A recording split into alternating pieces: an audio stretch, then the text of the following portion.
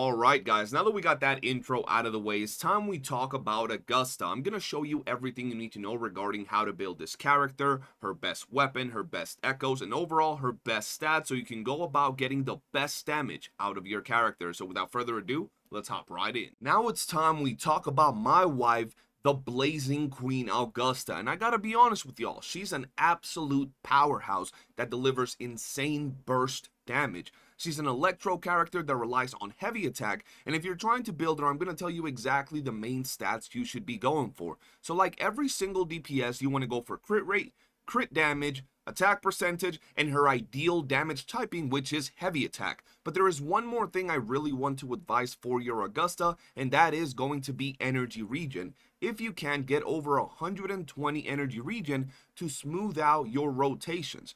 Outside of these stats, her ideal main damage typing is going to be heavy attack damage bonus, which we're sitting pretty damn nice at 55%. Outside of that, you also want to get as much electro damage bonus as you can because she is an electro character. These two damage typings are going to be her bread and butter. When it comes to my personal Augusta build, we're sitting pretty damn good at 2,200 attack. The reason I say that is because we do have the R5 buff from the weapon that gives us more attack, so I'm just bringing it down as if it was an R1 weapon. Now, back to her crit rate. We are at 83%, which is very solid considering that I run her with SK, leaving her at around 95% with a little bit of room for improvement to get her to 100%. For her crit damage, we're at 223%, which is also pretty damn solid, and we already showed you guys my heavy attack and my electro. Now, I do want to clarify, it is very important that you guys get as much heavy attack as possible because that is a big portion of her damage. You can actually go a little bit lower on attack, or maybe even a little bit of crit rate if you're running her with SK, but make sure you get as much heavy as you can. Moving on over to her weapon, we do have the Thunder Flare Dominion, and like I said, I do have her R5 weapon, but I was pretty much counting her stats as if it was an R1, so pretty much lowering her attack. I really like this weapon for Augusta. It just looks really good, and overall it works really damn good with her kit. She does have a lot of wind-up things that come from her kit, like this weapon, her echo set, her pairing with Yuno.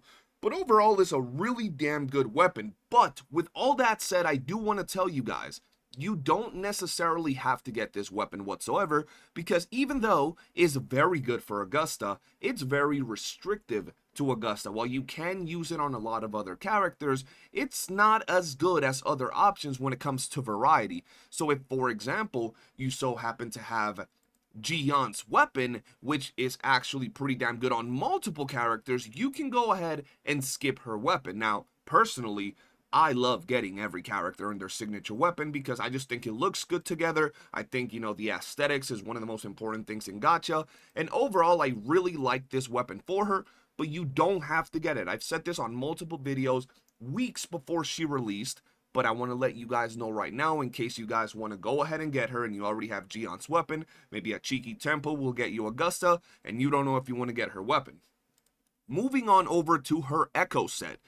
Guys, once again, Augusta has this thing that is pretty much a wind-up mechanic. The more attacks she does, the more that she's going to be able to increase her damage from not only her kit, her weapon, but also the echo set. The echo set we're talking about is none other than the Crown of Valor. Upon gaining a shield, increases Resonator's attack by 6% and crit damage by 4% for 4 seconds. This effect can be triggered once every 0.5 seconds and stacks up to 5 times. So this works really well with the entirety of her kit, giving her more crit damage and more attack. So if you're doing your build, make sure you get as much crit rate as you can in heavy attack, because even if you're missing a little bit of crit damage, you can always make up with this here set. It's pretty damn good. Now, once again, like I was telling you guys, the stats you're looking for are going to be attack, crit damage, attack bonus when it comes to heavy attack damage, and crit rate. Now, down here, it would have been nice if we got ER, but hey, 4 out of 5 is a pretty damn good echo. And for her main cause, you do want the False Sovereign. Now, I know a lot of people, including me, don't like echoes or active echoes where you transform, but personally I really like the False Sovereign because it allows me to chain together certain attacks or chase after enemies. It's a pretty damn good echo that you can slot into Augusta's rotations and sometimes not even notice that you actually transform into the echo because it just flows so smoothly. So this is the echo that I really like for Augusta.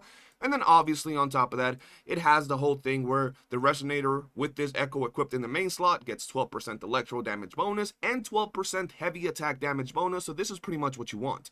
Now, moving on from there, we're going to talk about the other Crown of Valor pieces before we go on to the 2-piece, because this is a 3-piece echo set.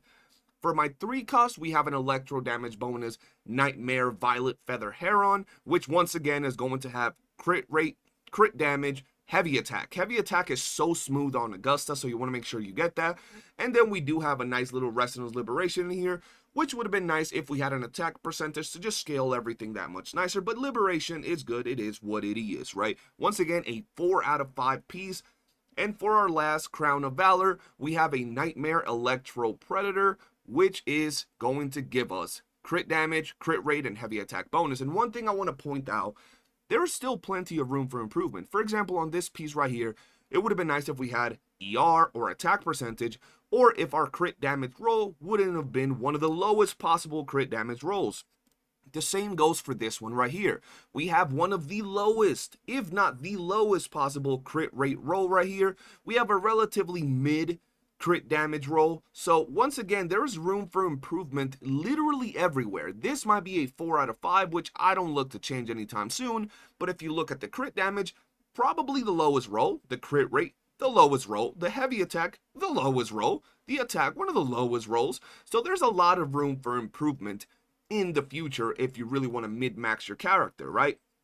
Moving on over to our 2-piece, we are going to be rocking Void Thunder because it's going to give us electro damage. Now, I want to make this clear with you guys. Void Thunder, in my opinion, is going to give you the best results, but if you just so happen to have a Lingering Tunes laying around, which is going to give you attack percentage, it's also going to be a really good option, and the damage difference is barely noticeable. For this, once again, electro damage bonus is going to be pretty much the best you can get, and once again, energy regen, crit damage, crit rate, and heavy attack damage bonus. And if you look right here, once again, we have one of the lowest crit rates possible, an insanely low crit damage, and everything else is relatively good.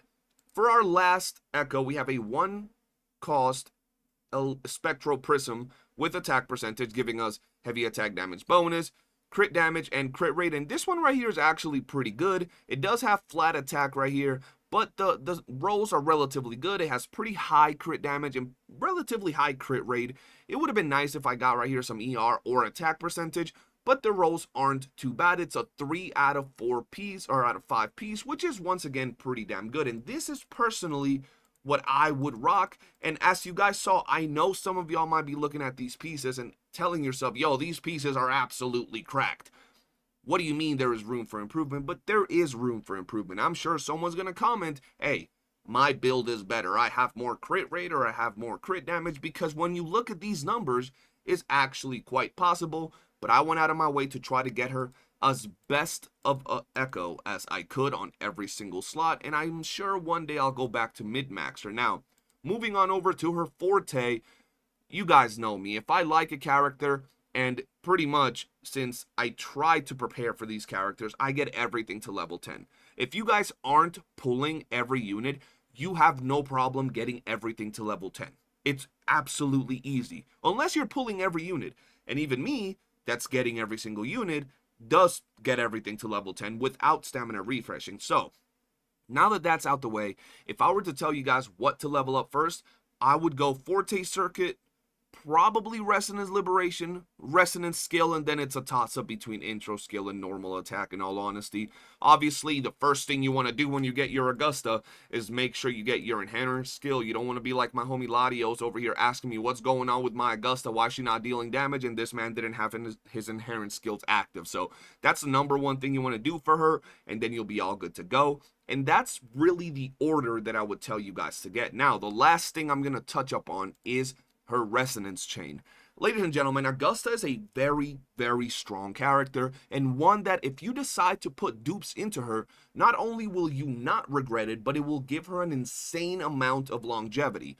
When it comes to Augusta, If you're a light spender, or if you're free to play that's looking to invest into a character you really like, she's a great option because her first dupe is absolutely insane. And if you want to go one step further and get her that second dupe, between these two dupes, you will see your Augusta's damage skyrocket. So my advice to most people is, if you're trying to dupe Augusta or want to know when to stop and still have an insane result, I would personally stop at that S2, giving you crit rate, and for every 1% of crit rate over 100%, Augusta gains 2% crit damage increase up to 100%, which is absolutely insane. People have some insane numbers with just S2 Augusta, and they're already soloing with S2 Augusta pretty much every single type of content in the game. Now, after this, if you want to continue going, honestly, everything else is going to give her a little bit of, buffs, except for this one, which is going to increase the attack of the resonators on the team. But after S2, in all honesty, personally, I think it's S6. So if you're not planning to get S6, there's really no need to go for like S3, S4, S5. I would just go S2 and stop there, and you're going to have an absolutely amazing Augusta that can clear pretty much every content in the game. And that's going to be it for my Augusta build. I just want to show you guys something before I end the video, which is the stats on an S6 Augusta. Now, this is brand new to the video, and I won't be doing it with every character, as I don't S6 R5 every character, but I had to do it for her. She's the waifu, she deserves it. So let's go out here. This is not even full stacks, by the way. This is just her getting her own stacks. So we're going to go right here, and as you can see at the bottom, she did get her stacks. We go back into her stats. And right here is some of the stats you guys will be looking into. And keep in mind, there is still more buffs to happen because she doesn't have her Echo set active, which is going to give her even more attack and is going to give her even more crit damage. She doesn't have Shorekeeper into this rotation that is going to give her more crit rate, which in turn is going to give her more crit damage. And Shorekeeper also gives more crit damage. Overall, Augusta is a character that is going to be absolutely insane. While you might not be looking at these stats with an S2 Augusta, you're still looking at like 130, 140 crit rate with like 300 plus crit damage. Just at S2 without having any buffs. But yeah, man, that's going to be it for the video. Appreciate you guys for watching. Let me know how your Augusta is built in the comment section below. For now, I'll see you guys on the next one. Peace.